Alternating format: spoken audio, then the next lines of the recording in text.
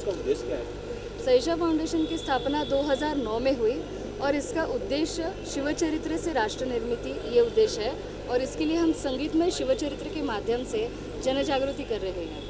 संगीत में शिव चरित्र जो आज प्रस्तुत हुआ है, कौन कौन से कलाकारों ने यहाँ प्रस्तुति दी है? आज बहुत सारे अच्छे कलाकार हैं हमारे। अनिल नलावड़े इसके लेखक रचयिता है, वो म्यूज़िक कंपोज़र भी है। साथ ही में अभिषेक नलावड़े, केतन पटवर्धन, दीप्ति आंबेकर, ऋषिकेश पाटिल, गणेश केरकर जिन्होंने कोरियोग्राफी की है, ओमकार कंगराड़कर इन्होंने वेपनरी डेमोन्स्ट्रेशन जो शस्त्रास्त्र का डेमोन्स्ट्रेशन है वो उन्होंने किया है और ऐसे 25 कलाकारों के सहायता से ये पूरा शिवचरित्र सादर होता है। मैं उसका शिवचरित्र कथन स्टेज पे लाइव करती हूँ।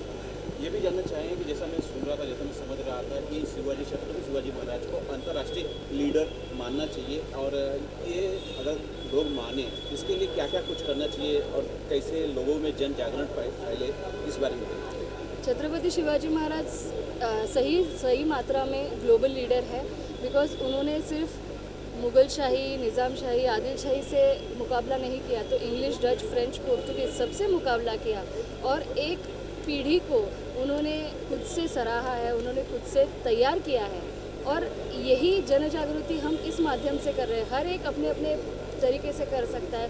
जो इतिहास में लिखा है उसके संदर्भ सहित हम अगर लोगों के सामने प्रस्तुत करते हैं और आज की पीढ़ी को जैसे timeless management principles of Chhatrapati Shivaji Maharaj ये अगर मायने देंगे तो आज भी वो वैसे ही लागू है जैसे बहुत 350 साल पहले थे।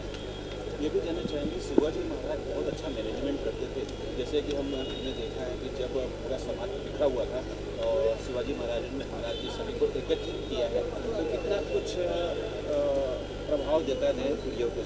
नए पीढ़ियों को ज़रूर प्रभाव देता है। टीम लीडरशिप है, प्लानिंग है, कंट्रोल, कोऑर्डिनेशन, मैनेजमेंट में जितने अलग अलग पहलू सिखाए जाते हैं वो सब शिवचरित्र में हैं। तो हम क्यों ना उनको एक ग्लोबल लीडर की तरह से देखें, एक मैनेजमेंट लीडर की तरह से देखें। बिकॉज छत्रपति शिवाजी महाराज की हर एक कैंपेन अगर देखने जाए तो वो प्री प्लान्ड और प्रॉपरली प्लान्ड थी। ऐसे कोई अभी सोचा और किया वैसे नहीं था। उनका हर एक टीम मेंबर उतना ही जोशपूर्ण था और सबसे महत्वपूर्ण बात यह है कि लीड बाय एग्जाम्पल। वो खुद हर एक मुहिम में महत्वपूर्ण हिस्सा निभाते थे। इसकी वजह से हर एक सैनिक को प्रेरणा मिलती थी और वो खुद वो मुहिम में सहभागी होते थे। तो लीड बाय एग्जाम्पल का सबसे महत्वपूर्ण मैनेजमेंट जो हम बोल सकते हैं प्रिंसिपल वो इसमें आता है। ये भी जानना चाहिए आज कितने दर्शक यहाँ आए, इसका लाभ शिव का लाभ मिलने वाला है? आज बहुत सारे दर्शक आए और हमारा सौभाग्य है कि बहुत अच्छे अच्छे उद्योजक हैं, वहाँ पे डॉक्टर है, छत्रपति शिवाजी महाराज के ज़माने से आए हुए बहुत सारे वंशज हैं, वो सब भी यहाँ पे आए हैं। तो हम खुश है कि आज अच्छा रिस्पांस मिला है और रिस्पांस से ज़्यादा हमको ये अच्छा लगता है कि शिवचरित्र हम लोगों तक पहुँचा सकते हैं। आप कुछ बोलना चाहेंगे साई फाउंडेशन की तरफ से लोग दर्शकों को कुछ बताना चाहेंगे? मैं इतना ही बताना चाहूँगी कि जहाँ जहाँ शिवचरित्र हम पहुँचा सकते हैं वहाँ पे शिवचरित्र पहुँचाइए। ये हर एक माँ के गर्भ तक पहुँचना चाहिए क्योंकि अगर जब शिवचरित्र समझेगा तो ही अच्छी लीडरशिप बनेगी, तभी अच्छा इंसान बनेगा और राष्ट्रीय चारित्र्य में और राष्ट्रीय एकजुट होने में हम सब एक साथ हो जाएंगे। आज इतनी अच्छी शिव चरित्र संगीत हो रहा है, आपका क्या सहभाग है? पहले उस बारे में मराठी संगीत शिवस्वराज्य गाथा हा कार्यक्रम गेले 11 वर्ष चालू आहे, पण त्याची तयारी किंवा ही गाणी ज्या पद्धतीने मी लिहिली आणि त्याचं चालबद्ध केलं हे सगळं सह्याद्री हा जो इथे शिवाजी महाराजांनी स्वराज्य स्थापन केलं तिकडेच या ट्रेकिंगच्या माध्यमातून हे सगळं मला अनुभवायला मिळालं आणि त्यातून एक गाणं निर्माण झालं कधीतरी केव्हा तरी आणि कुठेतरी वाटायचं की कुठेतरी हे संगीताच्या माध्यमातून आजच्या जनरेशनपर्यंत हे जाणं गरजेचं आहे कारण वाचनाची आवड ही आजच्या जनरेशनला किती आहे पण जर संगीताच्या माध्यमातून जर त्यांचं आवडतं माध्यम हे संगीत आहे आणि संगीताच्या माध्यमातून जर शिवचरित्र आजच्या जनरेशनपर्यंत जातं आहे तर मला वाटतं आपला सुवर्ण इतिहास ज्याची खरोखर आपल्या राष्ट्राला गरज आहे आणि त्या राष्ट्र निर्मितीच्या निमित्ताने किंवा राष्ट्रीय चारित्र्य निर्माण करण्याच्या उद्देशाने रामायण आणि महाभारत याबरोबरच शिवचरित्र ही तेवढंच महत्त्वाचं आहे असं हे माझं पहिल्यापासूनचं मत होतं आणि म्हणून जेव्हा मी शिवचरित्र वाचलं तेव्हा शिवचरित्रातलं प्रत्येक कॅरेक्टर किंवा शिवचरित्रातला प्रत्येक योद्धा हा ज्या उद्देशाने आपलं स्वराज्य घडवण्यासाठी आपलं राष्ट्र घडवण्यासाठी त्यावेळी अगदी मनापासून आपलं सगळं योगदान देत होता. त्याचं संपूर्ण कुटुंब त्यासाठी संपूर्ण सर्वस्वाला वाहिलेलं होतं.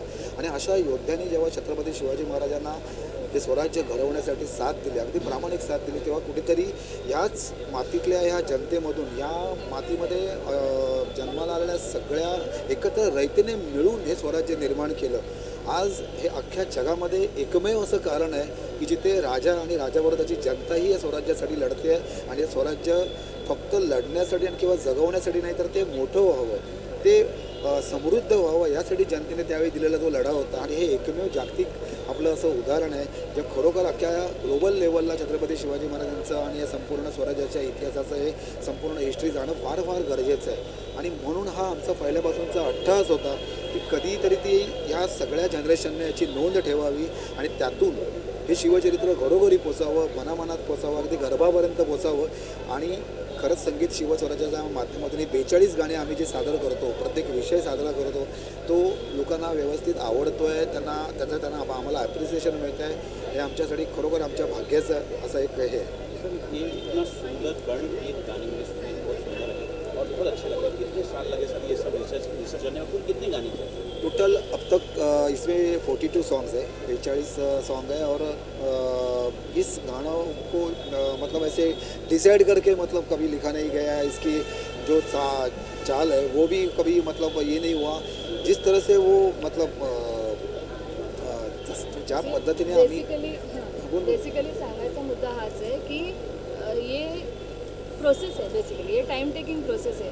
हर एक गाने को ट्रैक में करना, बिकॉज ऑर्केस्ट्रा लगेगा तो 100 लोग लगेंगे सामने. लेकिन ये युद्ध प्रसंग है, इसमें बहुत सारे अलग अलग वाद्य जो हम पारंपरिक वाद्य जिसको बोलते हैं, हलगी है, ढोल है, ये सब यूज़ किए हैं इसमें. तो इसके लिए ये प्रोसेस को बहुत लंबा समय लगा. बिकॉज देने वाला श्री है जैसे बोलते हैं. तो जैसे एक प्रोसेस में हम लोग गए और काफिला बनता गया वैसे बोलते. तो 1.5-2 साल लगे पहले 22 गाने बनाने में. फिर 1 साल लगा 10 गाने आगे के बनाने में. ऐसे कर करके आज हम 42 गानों तक पहुँचे हैं. इसके साथ ही 200 से ज़्यादा शिव काव्य इस पे रचे हैं. तो फेसबुक और इंस्टाग्राम और यूट्यूब के माध्यम से हम लोगों तक शिवचरित्र हर एक तरीके से जैसे पहुँचा सकते वैसे पहुँचा रहे हैं. एकदम इतना भव्य कार्यक्रम, इतना सुंदर कार्यक्रम में आपका क्या सहयोग है? शिवाजी महाराज हम सबके हैं, तो हमारे सहभाग की कोई आवश्यकता ही नहीं है. अगर हम हैं तो हम ही ये इतिहास आगे लेके जा सकते हैं. मुझे ये हमेशा लगता है कि मैं ही नहीं, इस प्रोग्राम का शिवाजी महाराज के पूरे इतिहास के सब गवाह होने चाहिए. शिवाजी महाराज हर एक के दिल में बसे हैं. लेकिन हम महाराष्ट्रियन लोग हैं तो हम उनको हमारे भगवान मानते हैं. तो जैसे पद्मश्री मैम बोलती है कि वो ग्लोबली, यस, वो पूरे जहाँ के राजा हैं, उनको देख के आज फॉरेनर्स उनका इतिहास सबको बताते हैं. बहुत मुझे बुरा लगता है कि हमारे लोगों को बताना पड़ता है.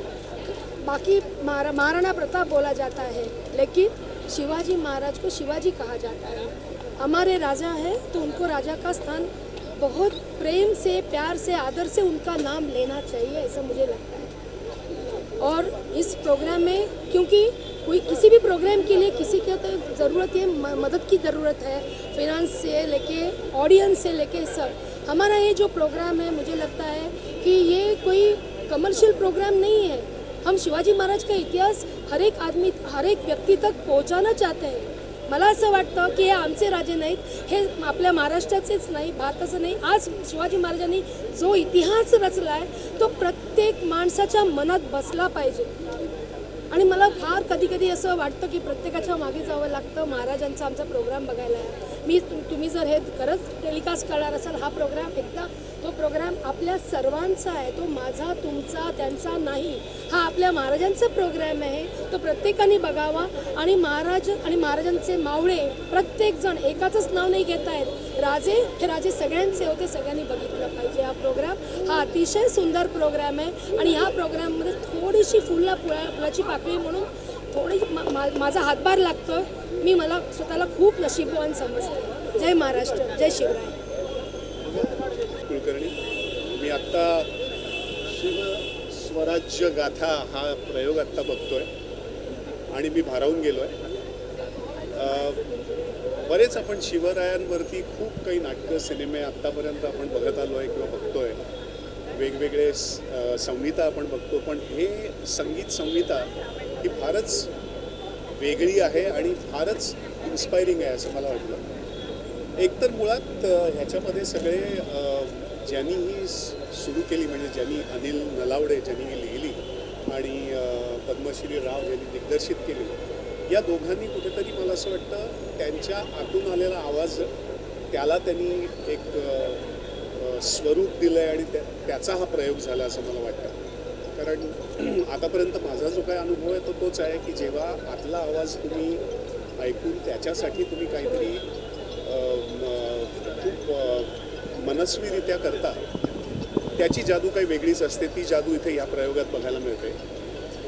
कारण आत्ताचे संदर्भ आणि त्या काळातले संदर्भ असा त्यांनी त्याची सांगड चांगली घातलेली आहे आणि म्हणून आत्ताच्या यूथसाठी आत्ताच्या तरुण प्रेक्षकांसाठी हे फारच गरजेचं आहे हा प्रयोग.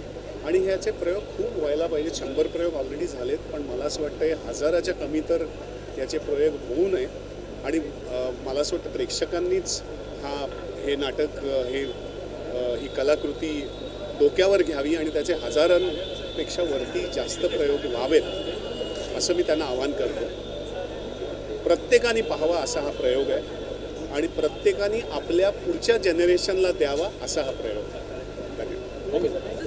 अतिशय उत्तम, खूब छान कार्यक्रम है, बहुत ही अच्छा है और तारीफ जितनी भी करे कम, बहुत अच्छा. बहुत ही खुशी हुई क्योंकि अभी के टाइम में जो हम लोग मैनेजमेंट स्टडीज़ MBA में जाके सीखते हैं वो इतने पुराने समय में ऑलरेडी उन्होंने किया हुआ है. और उसके बाद बोलते हैं ना, शिवाजी महाराज ने जो हमारे महाराष्ट्र को एकत्र किया हुआ है, एक साथ इकट्ठा किया हुआ है, वो अभी जब हम समझते हैं तो इट इज़ अमेजिंग. और ये सीख के ये आगे हम लोग की जो जनरेशन है उसको सीख के हम आगे जा सके और ये सारी चीज़ें हमें प्रोग्रेस और ग्रो करने के लिए हेल्प करें, इसके लिए हमें बहुत खुशी हो रही है. Thank you so much.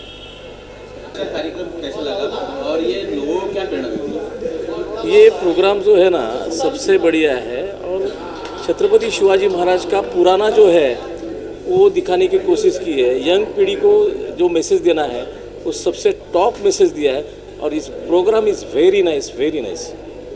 आज के कार्यक्रम के बारे में और ये लोगों को कितना प्रेरणा देगी? आज का कार्यक्रम जैसे ऐसे है ना कि इतिहास की जैसे पुनरावृत्ति हो रही है, दिखा रहे हैं कि इतिहास पूरा खड़ा कर रहे हैं सामने अपने. और उसमें से वो जो म्यूज़िक है बैकग्राउंड में जो सब कुछ दिखा रहे हैं, तो आज की जो यंग जनरेशन है उनको बहुत प्रेरणा मिलेगी.